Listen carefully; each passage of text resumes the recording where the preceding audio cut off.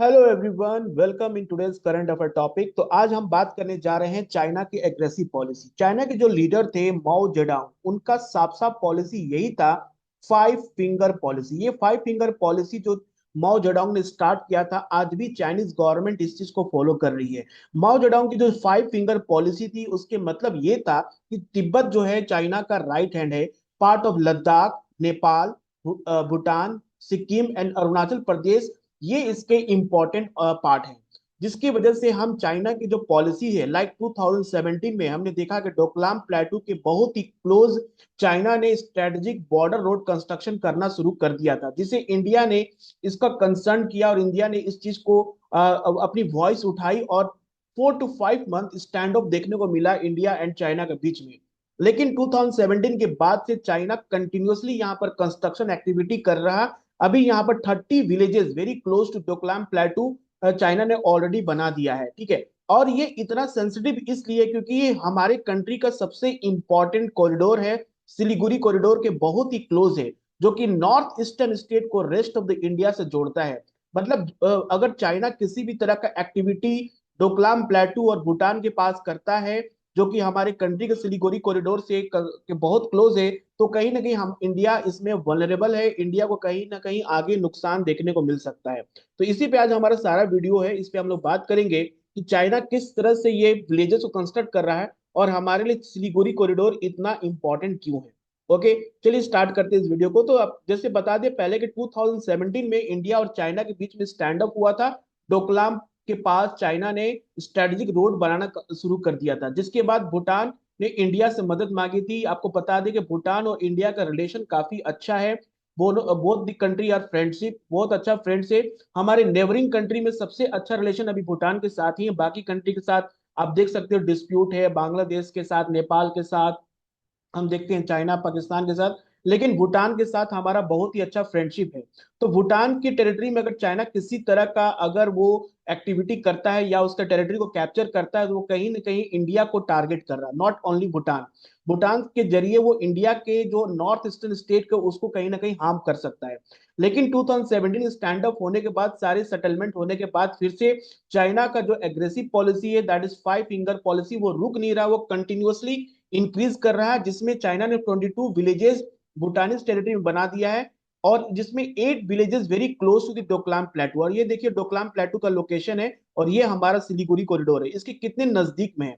और अगर चाइना का प्रेजेंस, अगर चाइना का मिलिट्री बेस अगर इस जगह पे बनता है, तो उस केस में हमारा जो नॉर्थ ईस्टर्न स्टेट है और जो सिलीगुड़ी कॉरिडोर है, वो कहीं ना कहीं काफी ज्यादा नुकसान होने के चांसेस है।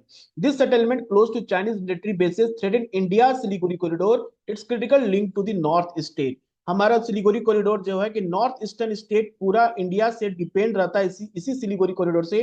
और हम नॉर्थ ईस्टर्न में जो भी ट्रेड कर पाते हैं बाय रोड मूवमेंट, तो इसी से होता है।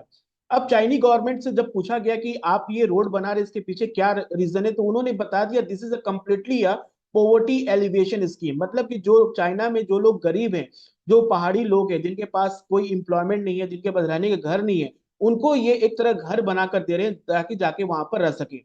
लेकिन चाइना की इसके पीछे डुअल सिक्योरिटी, नेशनल सिक्योरिटी देखने को मिल रहा है। एक तो चाइना इसे कहता है कि सोशल सिक्योरिटी स्कीम है। दूसरा, China will very easily keep I on India territory. Okay, India के सिलीगुड़ी कॉरिडोर के पास रहेगा चाइना, तो इंडिया को हमेशा इस बात का खतरा बना रहेगा, और चाइना कभी भी इंडिया पे दबाव डाल सकता है। ये इसका चाइना का डुअल सिक्योरिटी है। देखिए चाइना की कोई भी पॉलिसी हो, चाहे वो बेल्ट एंड रोड इनिशिएटिव की बात करे या किसी भी पॉलिसी की बात करे, उसके पीछे चाइना ऑफिशियल रीजन तो कुछ और देता है, लेकिन उसके पीछे जो रीजन होता है वो पूरे इंडिया, पूरे वर्ल्ड को बताता नहीं है, और वो चुपके से उस एरिया को कैप्चर कर लेता है। The report coated the ruling Chinese communist party officially से, तो ऑफिशियली अगर पूछा गया कि इस तरह का विलेज बनाने के पीछे रीजन क्या है, तो उन्होंने साफ साफ कर दिया कि this a poverty alleviation scheme. वहीं अगर हम भूटान की इंपॉर्टेंट, सॉरी, तिब्बत की इंपॉर्टेंट एनालिसिस की बात करें, जो है टर्कोइज ग्रुप, उनका कहना है कि there are 22 villages and settlement.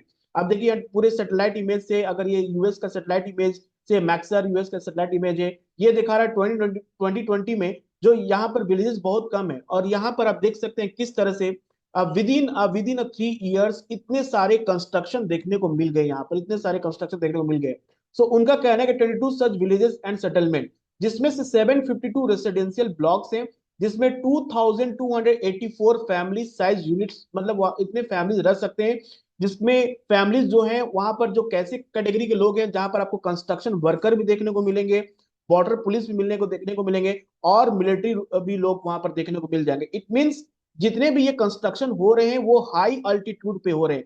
अगर किसी रीजन पे, आपको मैंने बताया कि अगर किसी रीजन पे अगर कोई भी कंट्री अगर बॉर्डर एरिया में हाई अल्टीट्यूड पे अपना कंट्रोल करता है, तो उसका मतलब कि डोमिनेंस बना रहेगा। और यहाँ पर जितने विलेजेस बन रहे हैं उनके सारे 3832 मतलब सी लेवल से अबव में है। वहां पर ऐसे 10 विलेजेस है जिनका हाइट तो 4000 मीटर एबव सी लेवल से, मतलब कि चाइनीज गवर्नमेंट, चाइना बहुत ही इजिली इंडिया के हर एक मूवमेंट को आसानी से वो कैप्चर कर सकता है, आसानी से देख सकता है, क्योंकि सिलीगुड़ी कॉरिडोर इसके बहुत ही क्लोज है। और इंडिया का जितना भी ट्रेड ट्रांसपोर्ट मूवमेंट होता है बाई रोड होता है, वो सारे के सारे सिलीगुड़ी कॉरिडोर से होते हैं। तो उस पर एक ध्यान और इस पे एक नजर रख सकता है। As China strengthen the foothold in Bhutan, the latter military capability are limited. देखिए चाइना को पता है कि भूटान के पास मिलिट्री स्ट्रेंथ उतना स्ट्रांग नहीं है। जब भी भूटान को कोई भी खतरा महसूस होगा तो वो इंडिया की तरफ भागेगा, और भूटान के थ्रू वो क्या करता है, इंडिया को टारगेट करना चाहता है।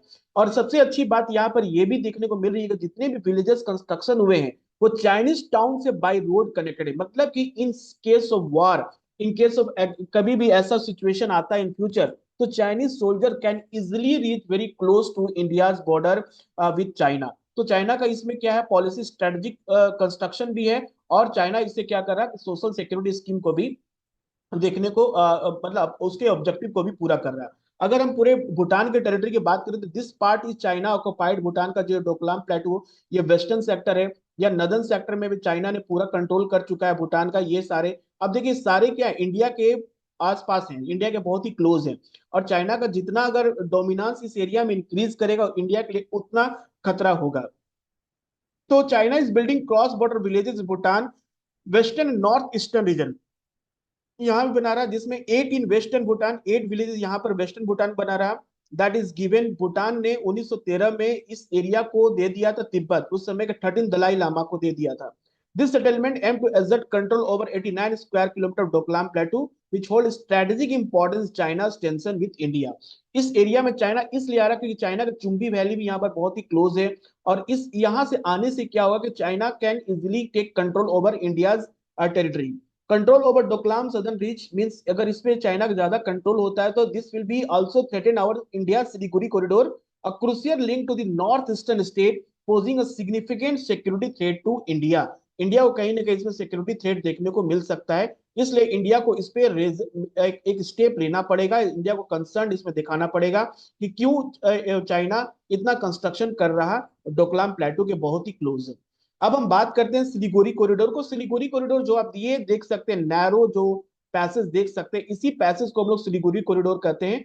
और इसी को चिकन नेक भी कहा जाता है, इसको चिकन नेक से भी जाना जाता है, India north eastern state to the rest of the country. और इससे क्या, इंडिया के जो नॉर्थ ईस्टर्न स्टेट्स हैं जो कि काफी वनरेबल है किस, और आज के समय China and Pakistan north eastern state को काफी यूज कर रहे हैं to create a disturbance in India. India में डिस्टर्बेंस को क्रिएट करना, इंडिया में क्रॉस बॉर्डर टेररिज्म जो हो रहे हैं, supply of fake currency note, okay, arms and ammunition, जो वहाँ के जो मिलिटेंट्स हैं उनको सप्लाई करने में ये काफी यूज कर रहे हैं सिलीगुड़ी कॉरिडोर को और नॉर्थ ईस्टर्न स्टेट्स को। It immense geopolitical strategic and economic importance make it vital lifeline for India, क्योंकि पूरा नॉर्थ ईस्टर्न स्टेट इंडिया से इसी से कनेक्टेड है। ये 22 किलोमीटर वाइड स्टेट है, नेपाल भूटान एंड बांग्लादेश। देखो यहाँ पर 22 किलोमीटर है, यहाँ पर 72 किलोमीटर है। This is how the 160 kilometre. तो सिलीगुड़ी कॉरिडोर है जो 22 किलोमीटर ही सिर्फ वाइड है। और इस पे इंडिया अगर नहीं यहाँ पर स्ट्रेटेजिक इसको, इंडिया इसको कंट्रोल नहीं करेगा, इंडिया इसको अगर नहीं ध्यान देगा, तो चाइना कभी भी इस चीज को कंट्रोल कर लेगा, जिससे हमारा नॉर्थ ईस्टर्न स्टेट से पूरा कनेक्शन ही खत्म हो जाएगा। अगर सिग्निफिकेंस की बात करें तो नेशनल सिक्योरिटी के पॉइंट ऑफ व्यू से काफी इंपॉर्टेंट है, because it's very proximity to China and Bangladesh vulnerable है। अगर देखा जाए तो बांग्लादेश भी यहाँ पर है, यहाँ पर नेपाल है, ठीक है, और यहाँ भूटान के साथ तो हमारा रिलेशन अच्छा है। चाइना का जो चुंबी वैली है तिब्बत का, देखो ये भी बहुत ही क्लोज है। ये पूरा पार्ट चाइना ने कंट्रोल कर लिया है भूटान का, जैसे इंडिया का पार्ट को कंट्रोल किया अक्साई चीन, वैसे ही भूटान का भी पार्ट चाइना ने कंट्रोल किया। मिलिट्री इंपॉर्टेंस की बात करें, it's a key arm supply to Sikkim and Arunachal and critical for defence against China. It's very defence important for defence against China. अगर यहाँ पर चाइना किसी भी तरह का एक्टिविटी करता है या अरुणाचल प्रदेश को किसी भी टेरिटरी को कंट्रोल करना चाहता है, जैसे कि चाइना हमेशा क्लेम करते आया कि Arunachal Pradesh is the part of Chinese territory, तो उस केस में चाइना इंडिया उस चीज को कंट्रोल करने से रोक सकता है। जियोपॉलिटिकल स्ट्रेटेजिक ये भी है क्योंकि China Chumbi valley making it vital for north east state.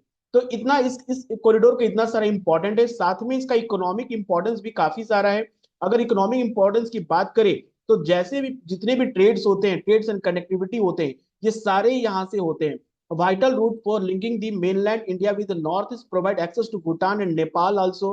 Tourism hub है यहाँ पर, गैंगटोक, दार्जिलिंग, भूटान, ये सारे जो टूरिज्म एक्टिविटी यहाँ पर काफी अच्छे से हो पाते हैं। एंड डेवलपमेंट इंटीग्रेशन मीन्स अगर हम इंडिया की फॉरेन पॉलिसी की बात करें, एक्ट ईस्ट पॉलिसी की बात करें और बिम्स्टेक की बात करें, इन सारे केस में हमारा नॉर्थ ईस्टर्न स्टेट के थ्रू ही हम अब मतलब साउथ ईस्ट एशियन कंट्री पे अच्छा मतलब ट्रेड कर सकते हैं, उनसे अच्छा रिलेशन बना सकते हैं जब हमारा नॉर्थ ईस्ट स्टेट पे ज्यादा कंट्रोल रहेगा और इंडिया का डेवलपमेंट प्रोग्राम ज्यादा अच्छा से चलेगा। तो it support the act east policy fostering economic ties between north east and south east Asia also. तो ये इतना इंपॉर्टेंस होने के बाद गवर्नमेंट को यहाँ पर काफी यहाँ पर इंपॉर्टेंट मिलिट्री डिप्लॉयमेंट हो चुके हैं, ताकि चाइनीज की एक्टिविटी, जैसे चाइना हमारे टेरिटरी को कंट्रोल करना चाह रहा है, वैसे ही हम भी चाहते हैं कि चाइना की किसी भी तरह का एक्टिविटी हमारे आने वाले जनरेशन को प्रॉब्लम ना पहुंचाए। तो चैलेंजेस क्या है यहाँ पर? ज्योग्राफिकल वल्नरेबिलिटी है, एक तो बहुत ही नैरो विड्थ है, make it provide disturbance, flood and earthquake होता है। सिक्योरिटी कंसर्न है, फेसेस क्रॉस बॉर्डर टेररिज्म,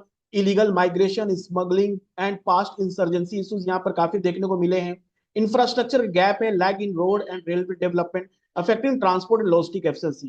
तो यहाँ पर 22 किलोमीटर सिर्फ वाइड है, यहाँ पर रोड के साथ साथ रेलवे कनेक्टिंग कनेक्शन करना is very crucial for coming days, but this is also a challenging.